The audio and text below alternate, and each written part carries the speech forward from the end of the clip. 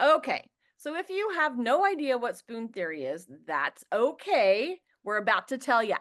I was recently explaining it to a parent and they were like, "Oh, I've seen references to spoons on Instagram and had no idea what they were talking about." So if that's you, stick around, you're in the right place. That was definitely me. It is definitely me. So I'm very excited for this episode. We're going to be talking about spoon theory, where the idea came from, and how it can impact neurodivergent people.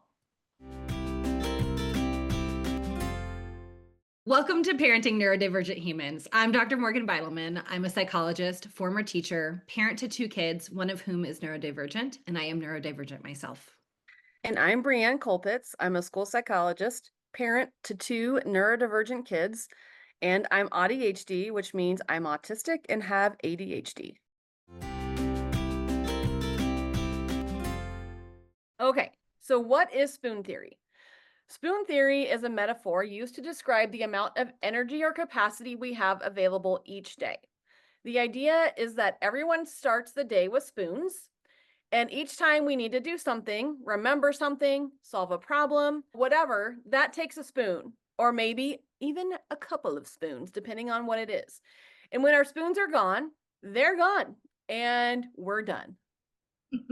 So basically, that feeling when you get home from a hard day and you're like, nope, I'm done. It's pizza night.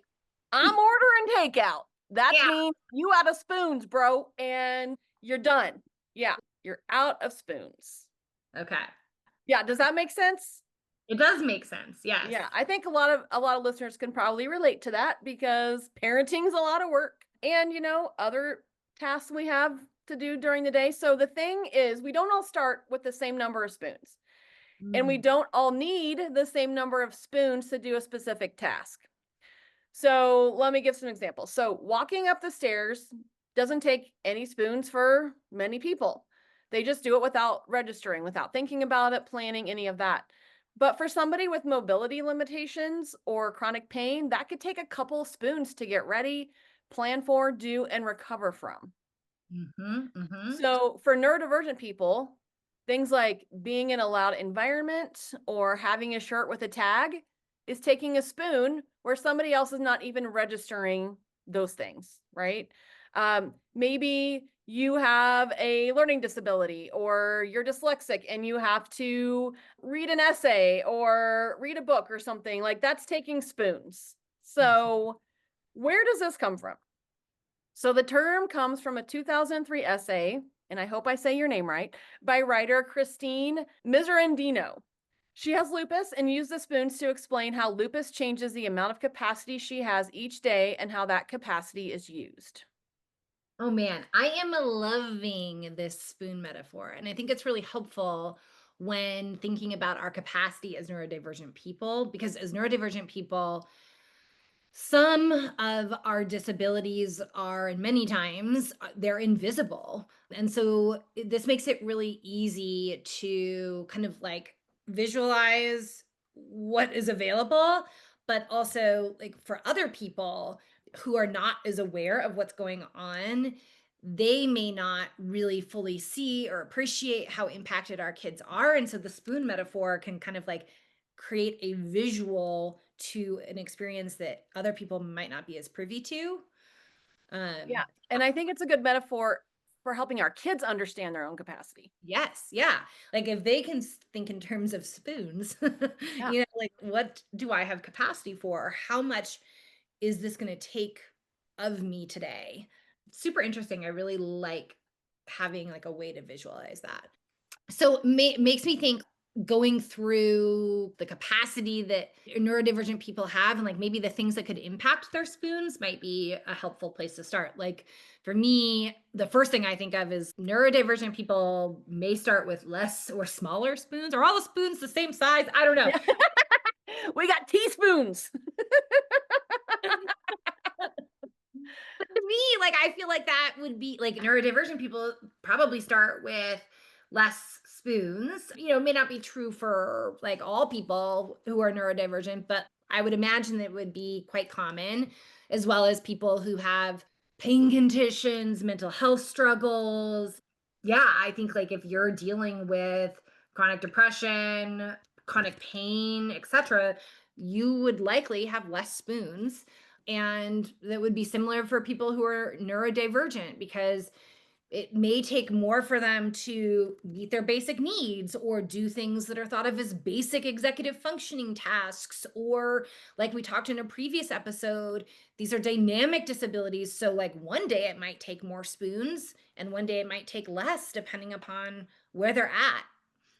Right. And that also could vary based on how many, like, hey, I didn't sleep well last night, so I'm waking up with less spoons today. And so, yeah.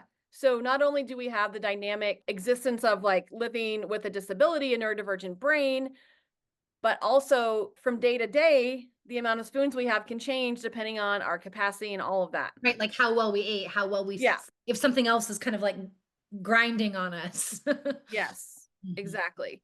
Yeah, I think another way spoons, this whole, we can use this metaphor is just thinking about the extra labor that's directly related to the disability. So if you're dyslexic, you might have to read at a slower pace or spend more time spell checking your work. And if you have ADHD, then you probably spend more time creating systems for yourself to keep the trains running.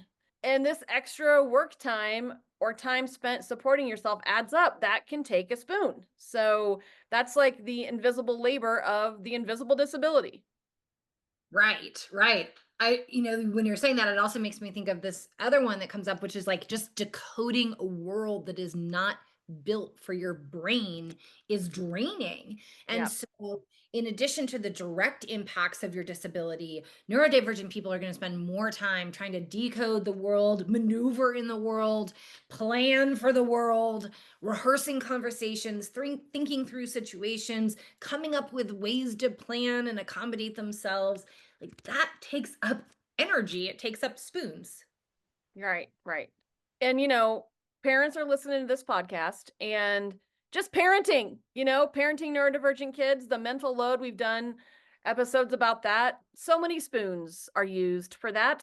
Yeah. And then we also have the layer of increased sensory needs. So navigating sensory needs takes energy throughout the day and also takes extra chunks of planning time and preparation. And if you're doing that planning and preparation for your kids and you got multiple kids, then hello, it's a lot of work, okay? You might spend extra time finding clothes that work for you and or your kids, choosing restaurants carefully based on food availability or noise. That is definitely something we think about in our household. You might need to seek out or avoid certain environments. And these things, just the thinking of all this takes up time and energy. And then on the flip side, if you or your kid are trying to ignore or push through your sensory needs, that doesn't make them go away. So, spoiler, instead, they slowly grate on you, using up your spoons in the background, the sock seam you're thinking about all day, the food texture you're trying to force yourself to eat because you know you got to get that protein. Those things are taking up spoons. Oh my gosh, yes. That just makes me think of the story I've told on here before where I was with the kid and I took my shoes off and had a hole in the bottom of one of my socks, and I'm trying to do this thing with him, right? Like, I'm trying to be in it, and we're doing some different stuff, and I'm like, focus, focus, focus, focus, focus. I'm like, there's a hole.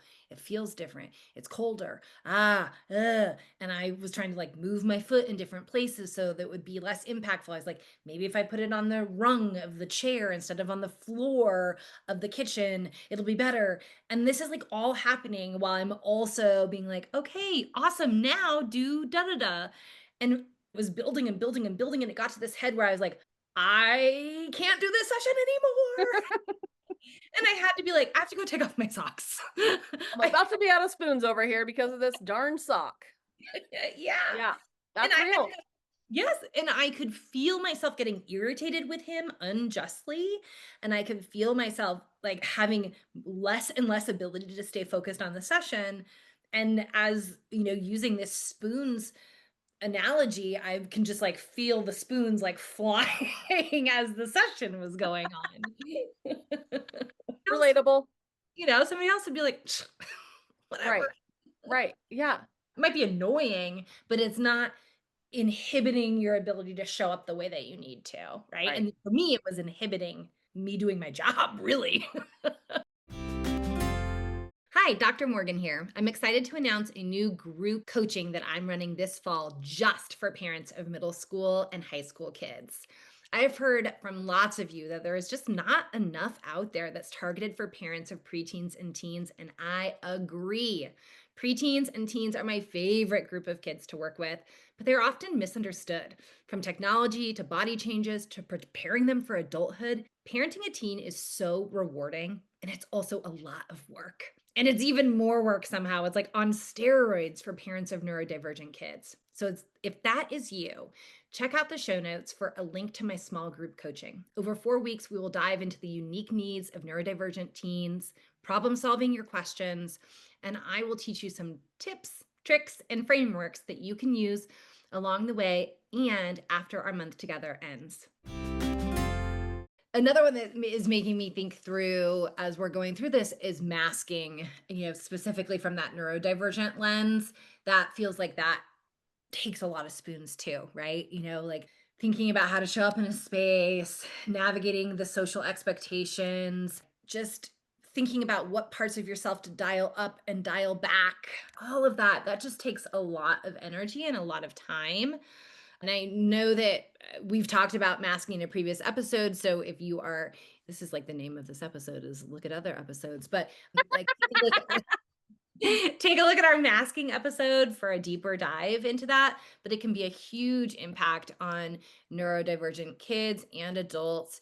And it can just be draining of their spoons, of their self esteem. It can impact anxiety and mental health. So there's a lot that's going into masking, and I'm sure that it's taken some spoons. For sure, yeah. So this all, adds up, and we might be starting with less spoons, and then we have these things going on all day, often kind of in the background without us even noticing that, it's slowly using up our spoons, like your sock.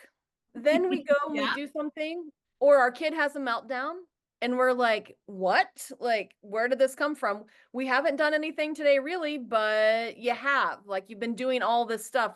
It's like draining capacity in the background. Yes. Oh my gosh.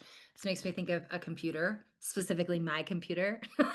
And I don't know if yours looks like mine, but this happens to me all the time where like I have three different windows open. One's a work window, they're totally different profiles, and they all three of the profiles have upwards of 10, 15, maybe 20 tabs open.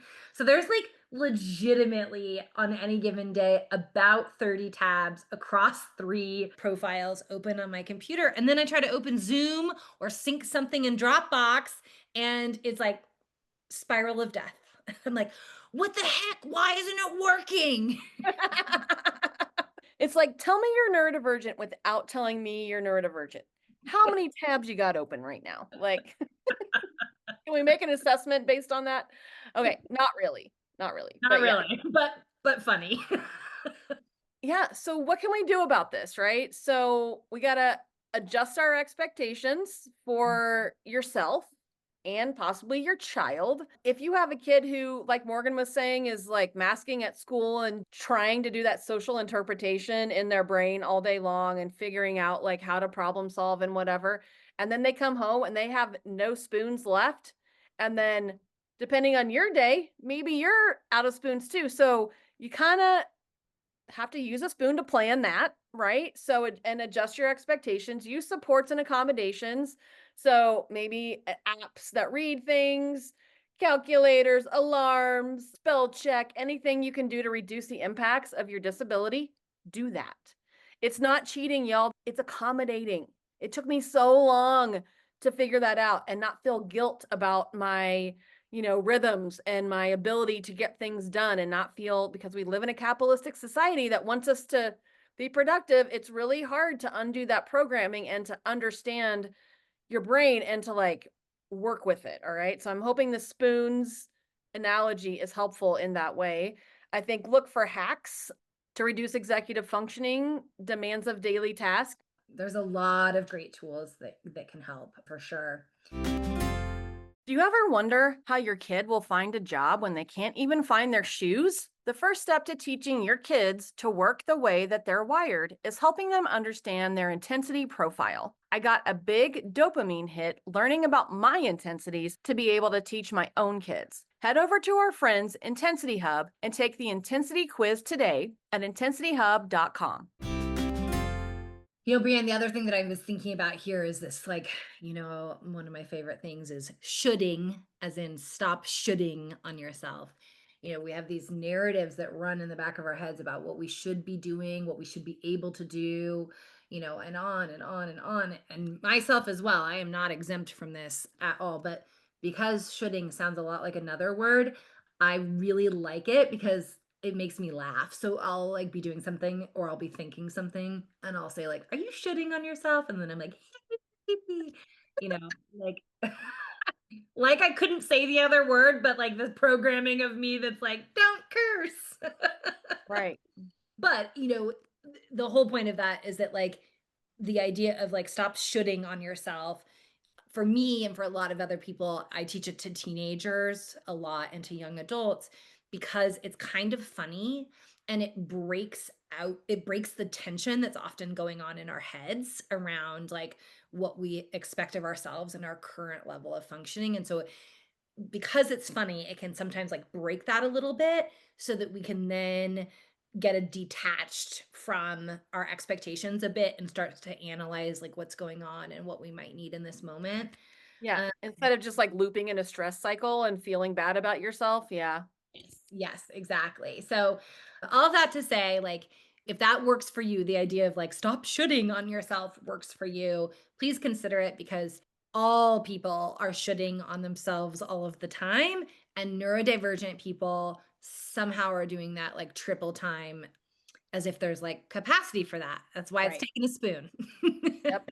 Absolutely. And something that you said earlier, want to just flag that sensory needs are a big part of this and they just like grate in the background. Like, if you ever had this is a sensory thing, so maybe you have or maybe you haven't, but like we have construction happening outside of my house and it has been happening for months. And sometimes I'm just like prickly and it's because there's just like this hum constantly outside and it never stops and it makes the dogs bark and like it's a whole thing.